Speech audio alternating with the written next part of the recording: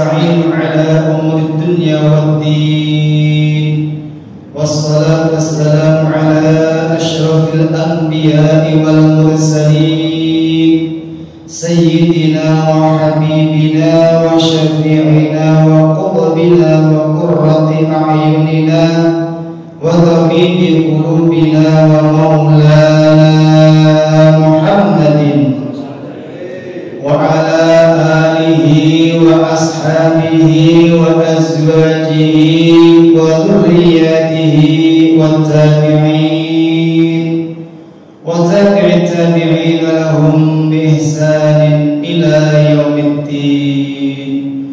أما بعد رب اشرح لي صدري ويسر لي أمري واحلل عقدة من لساني يفقهوا قولي. إلهي أنت مقصودي ورضاك مطلوبي أعطني محبتك ومعرفتك. قالوا سبحانك لا علم لنا إلا ما علمتنا إنك أنت العليم الحكيم.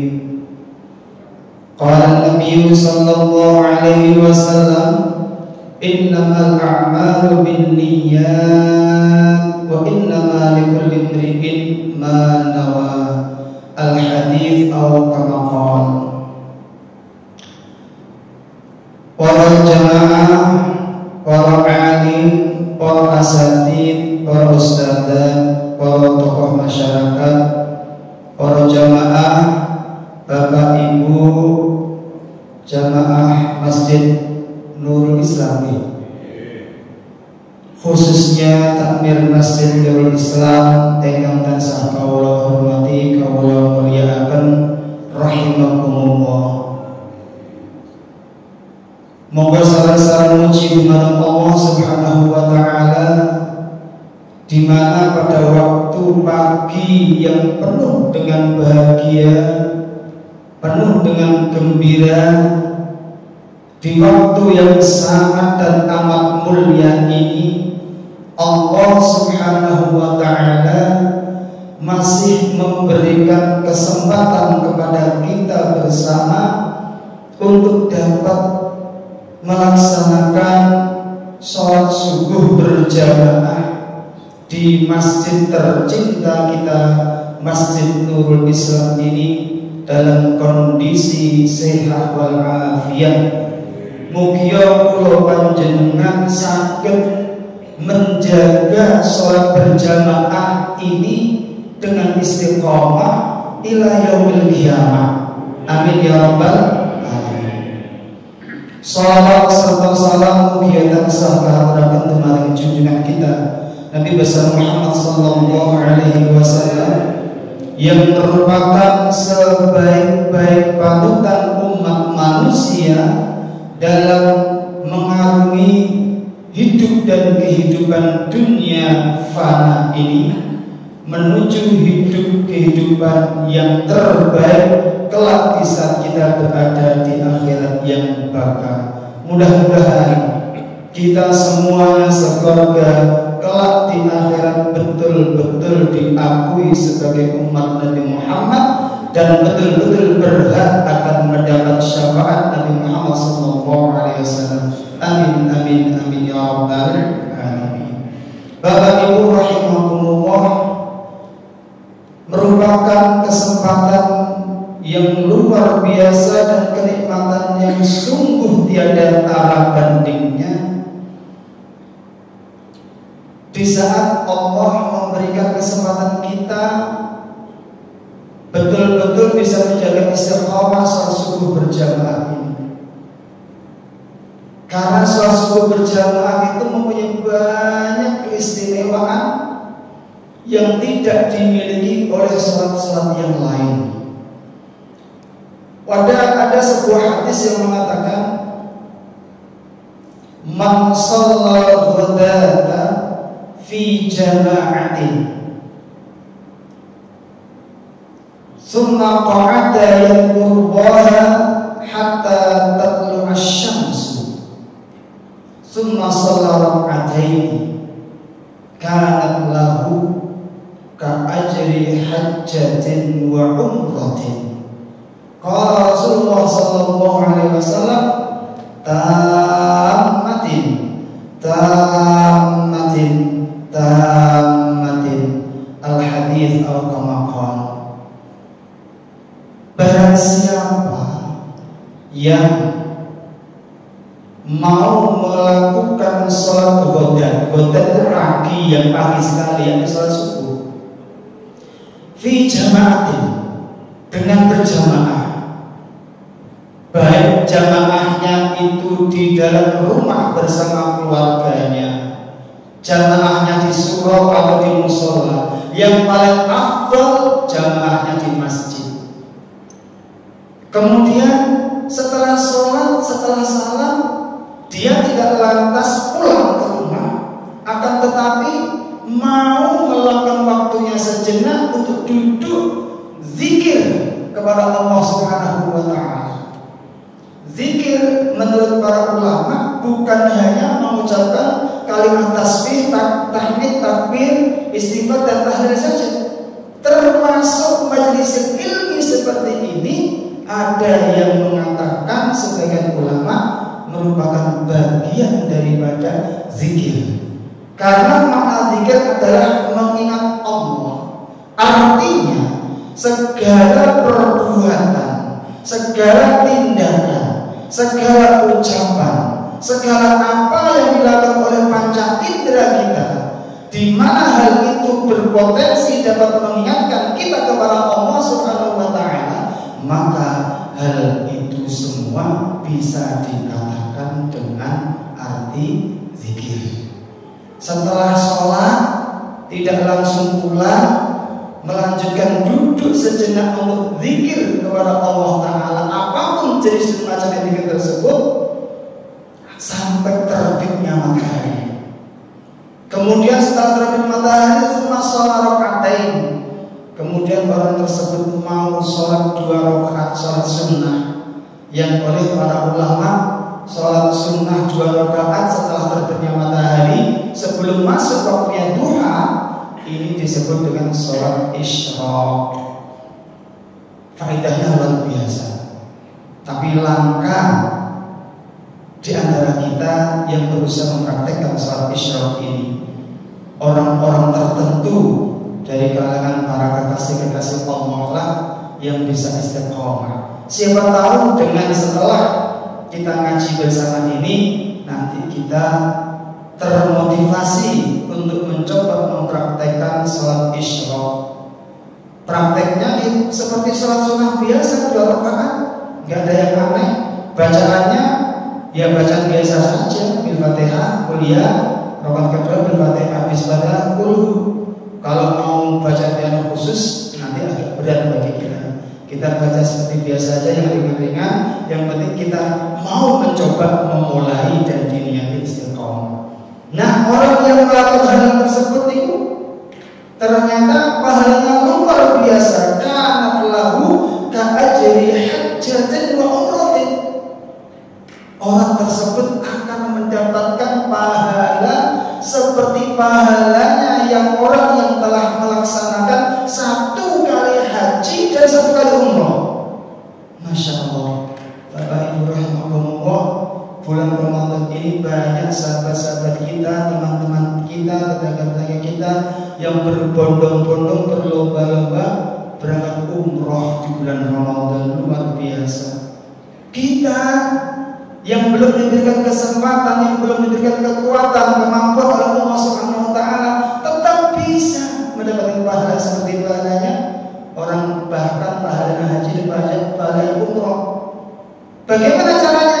Yang mempraktekkan hadis tadi, menjaga sholat subuh berjamaah, membaca wirid, zikir kepada Allah Ta'ala, kemudian sampai terbitnya matahari kita melaksanakan sholat sunnah yang disebut sholat isyraq itu. Nabi kemudian bersabda, tamatin. Ini menyimpan pertanyaan, ya Rasul, apakah pahala haji, pahala umrah yang dilakukan oleh orang yang sholat subuh berjamaah, kemudian baca zikir saat terbitnya matahari, ditampilkan sholat sunnah isya 2 rakaat tadi itu, betul-betul mendapatkan pahala haji dan umrah satu kali ya Allah secara penuh. Jawab ya Rasulullah, tamat 3 kali. Betul. Pahalanya sempurna betul-betul seperti orang melaksanakan haji. Betul-betul seperti orang yang melaksanakan umrah. Sementara Bapak Ibu rahimakumullah, kita kadang-kadang telah diberikan kesempatan untuk bisa umrah di bulan Ramadan. Belum tentu ngapunten sangat. Belum tentu ketika di sana fakta realnya hati kita bisa betul-betul khusyuk dan khudur kepada Allah Ta'ala. Nah ini yang kita ada di rumah.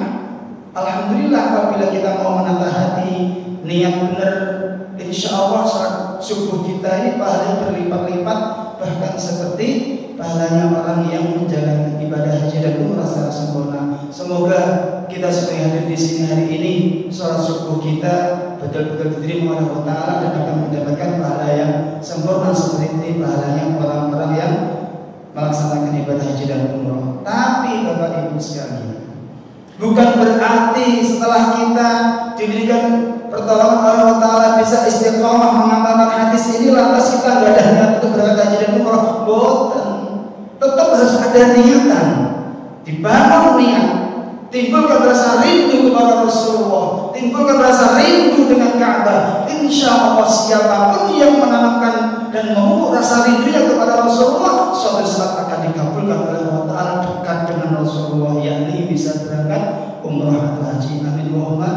Amin. Mugi Allah panjenengan jamaah Masjid Nurul Islam ini yang belum diberikan kesempatan oleh Allah SWT untuk berangkat umrah maupun haji sebelum ajal tiba menjemput kita, Allah memberikan waktu dan kesempatan untuk haji minimal umrah. Amin ya rabbal alamin. Bapak Ibu jamaah salat subuh Masjid Nurul Islam rahimakumullah ingkang tansah kawula hormati kawula muliakan, dalam waktu yang singkat ini kula ingin ngajak sareng-sareng merenungi ayat tentang puasa Ramadan ini, di mana saya yakin semuanya sangat apal, bahkan para khutbah, para khotib insya Allah telah menjelaskan, membeberkan secara luas ayat ini. A'udzubillahi minasyaitonirrajim. Ya ayyuhalladzina amanu kutiba alaikumussyam kama kutiba 'alal ladzina min qablikum la'allakum tattaqun. Shadaqallahul azim. Pertama, Allah dalam ayat ini menggunakan kata-kata ya ayyuhallazina amanu. Artinya puasa Ramadan ini yang bisa mengerjakan dan melaksanakannya secara sempurna hanyalah orang-orang tertentu, hanyalah orang-orang pilihan Allah dari kalangan orang-orang yang betul-betul beriman kepada Allah.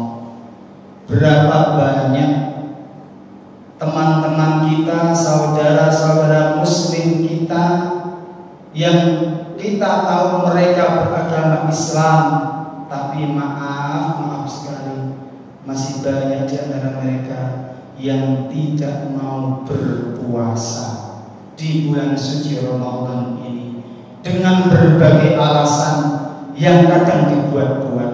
Mohon maaf Bapak Ibu sekalian, apapun profesi kita, apapun pekerjaan kita, puasa sama sekali bukan gangguan, bukan hal yang dapat memperlambat atau bahkan memutuskan profesi atau aktivitas kita sehari-hari. Justru dengan berpuasa itu organ tubuh kita semakin sehat dan kuat. Semuanya ditopang dari kekuatan niat kita. Lawang secara medis saja pangapunten sebatas yang saya baca, manusia normal, manusia sehat rohani jasmani itu mampu berpuasa, tidak makan, tidak minum selama 40 hari 40 malam secara medis. Lah kok ana alasan poso ora kuat, pada puasa yang kebetulan momentum Ramadan ini agak lumayan panjang durasi puasanya, antara 13 sampai hampir 14 jam, mulai jam 4:17 dan subuh sampai jam 5:51, kurang lebihnya kisaran antara 13 sampai 13,5 jam.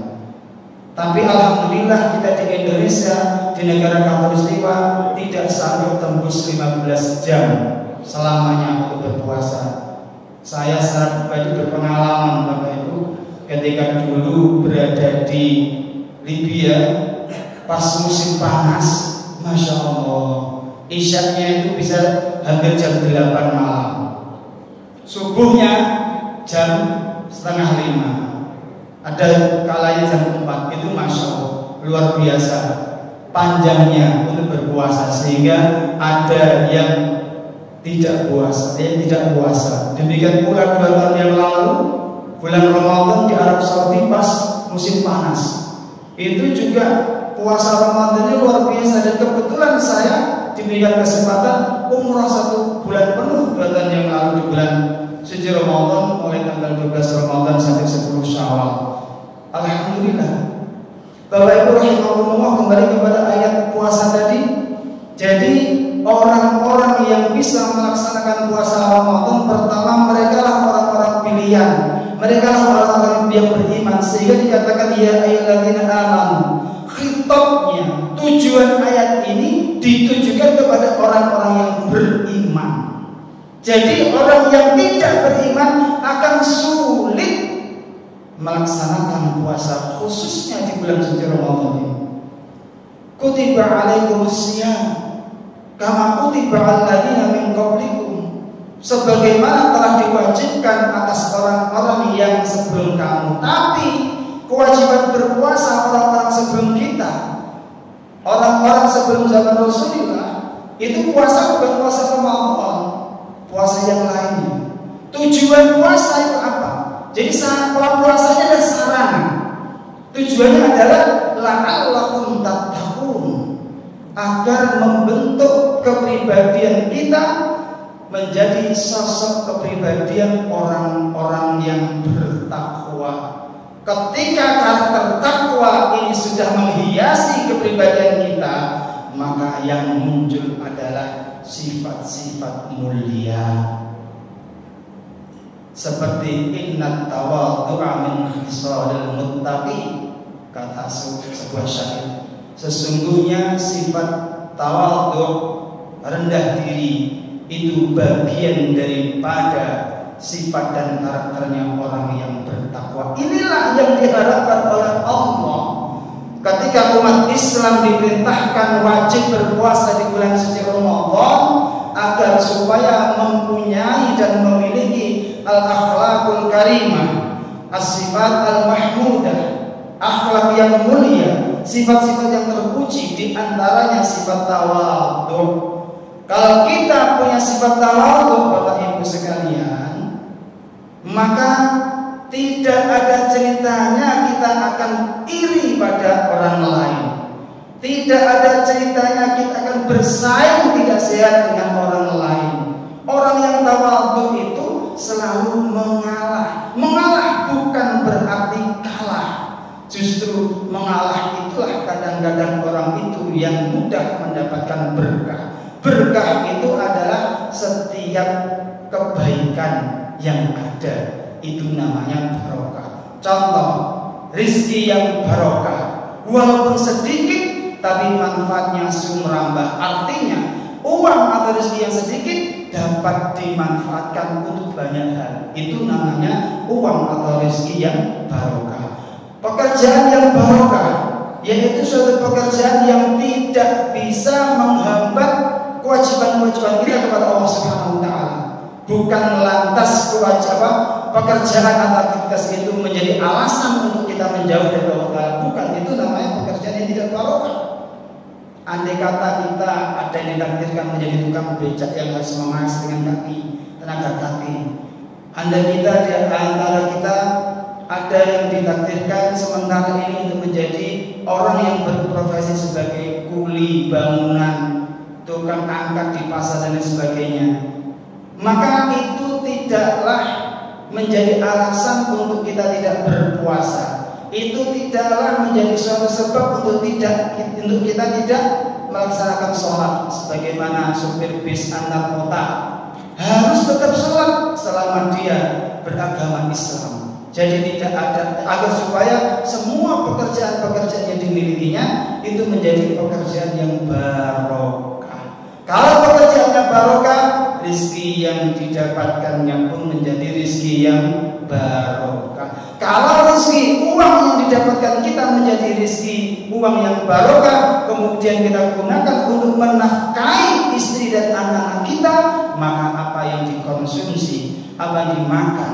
apa yang diminum menjadi rizki yang barokah, menjadi makanan minum yang barokah, sehingga darah yang mengalir di dalam tubuh kita, di dalam tubuh istri dan anak-anak kita menjadi darah yang barokah. Kalau apa yang dikonsumsi oleh kita semua barokah, halalan thayyiban, insya Allah seluruh organ tubuh kita ini apabila ada seruan dan panggilan untuk melaksanakan kebaikan sekecil dan sebesar apapun juga pasti tidak akan merasakan keberatan. Seperti ngapunten berangkat dari rumah ke masjid untuk menunaikan salat subuh ini beratnya minta ampun.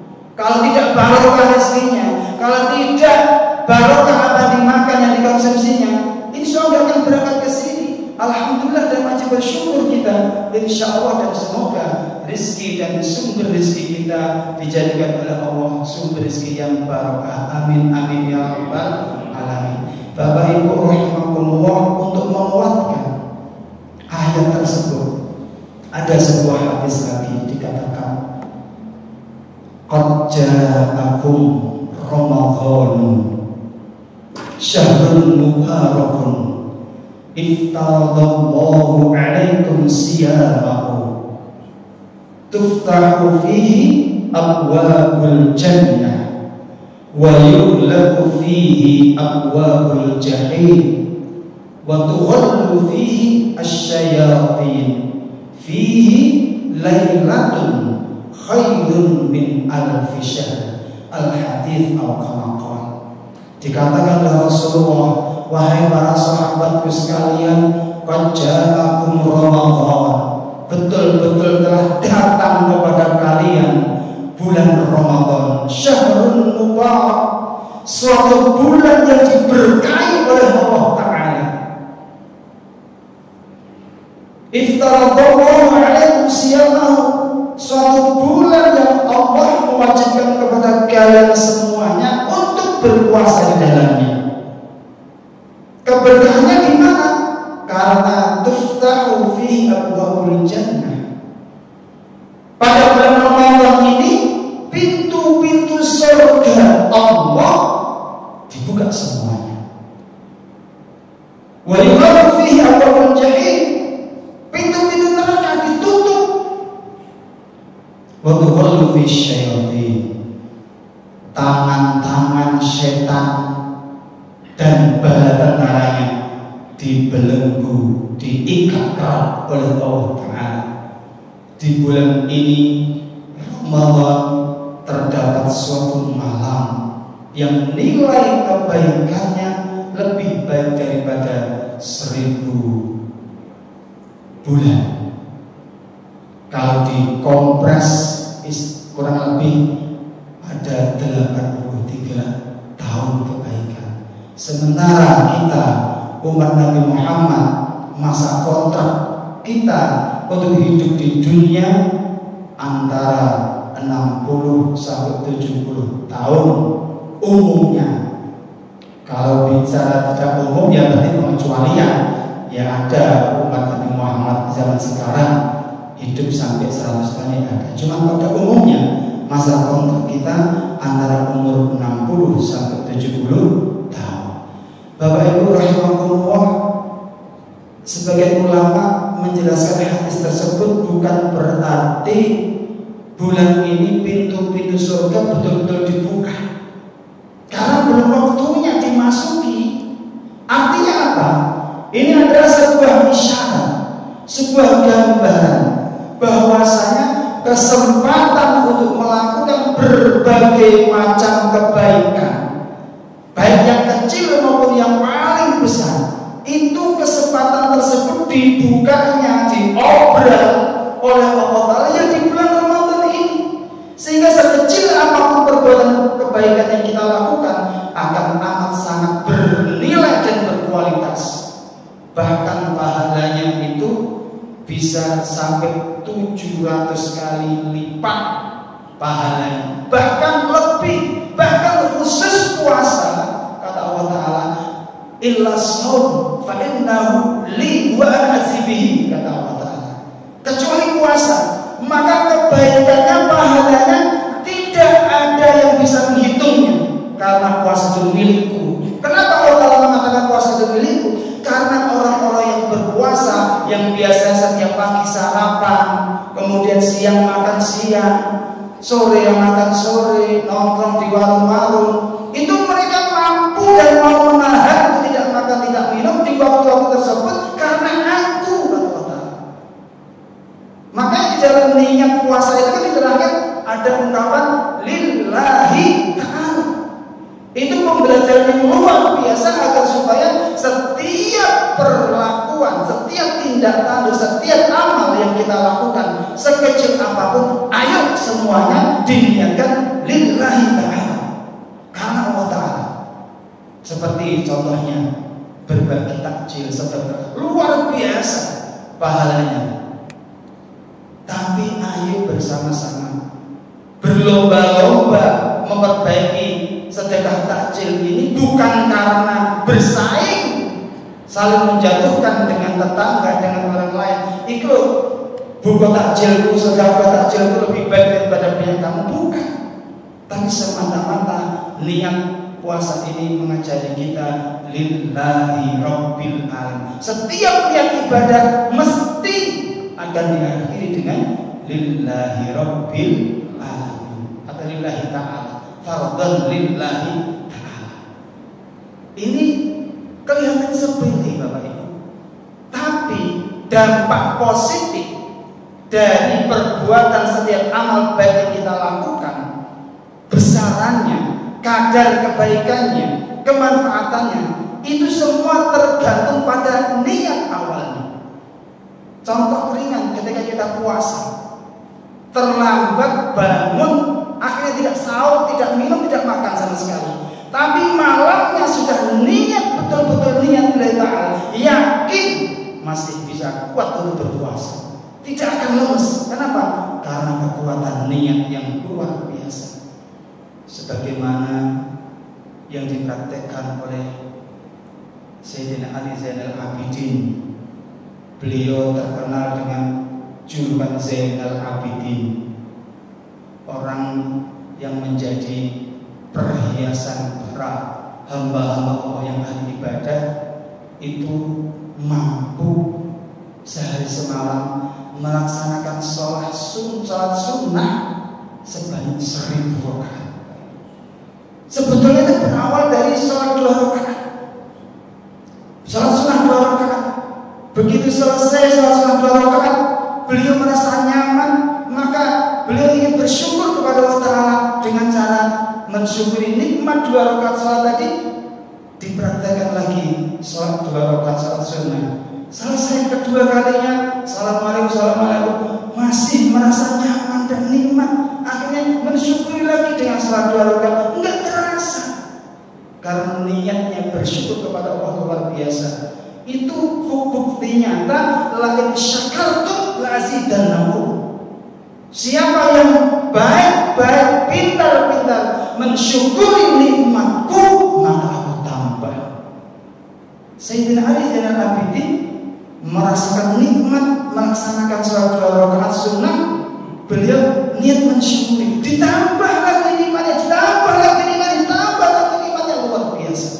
Dan sedekah takjil yang kita lakukan, yang dipanitiai oleh berbagai macam masjid dan mushola, apabila diniati bagian daripada mensyukuri nikmat rezeki yang telah diberikan oleh Allah Ta'ala, insya Allah kalau sehari ini takjilnya diberikan ke panitia masjid 10 nasi kotak, insya Allah diganti oleh Allah Ta'ala dengan nilai 100 kali kotak uang yang akan diterima apabila itu diniati bersyukur kepada Allah. Karena al-hasanatu asyru amsaliyah, setiap satu kebaikan itu akan mendapatkan 10 kali kebaikan dari Allah Subhanahu wa Ta'ala. Selanjutnya di akhir hadis tadi dikatakan wa tawallu fihi syayatin.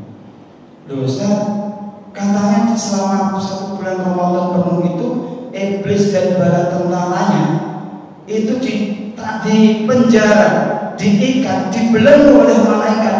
Tapi kok ada orang-orang Islam yang tetap tidak puasa ya? Tapi kok kemungkaran, kemaksiatan masih tetap ada ya? Apakah hadis ini palsu? Apakah hadis ini tidak sahih? Bukan seperti itu Bapak Ibu sekalian.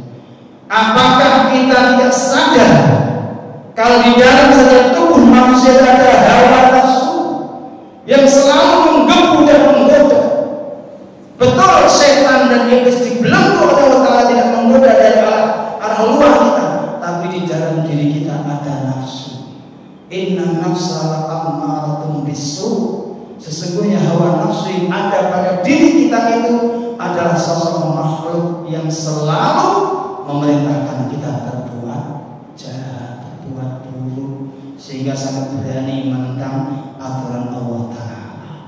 Ada orang yang puasa-puasa tapi sholat gak mau. Padahal kalau ditimbang-timbang dari 5 rukun Islam itu yang paling hebat nilainya adalah sholat. Kalau boleh dikatakan, daripada orang gak sholat mending gak puasa tapi sholat. Tapi dalam hukum agama gak ada perbandingan seperti itu. Yang namanya wajib, ya wajib dilakukan. Sholat kewajiban tersendiri, puasa kewajiban tersendiri, zakat kewajiban tersendiri. Jangan dipilah-pilah.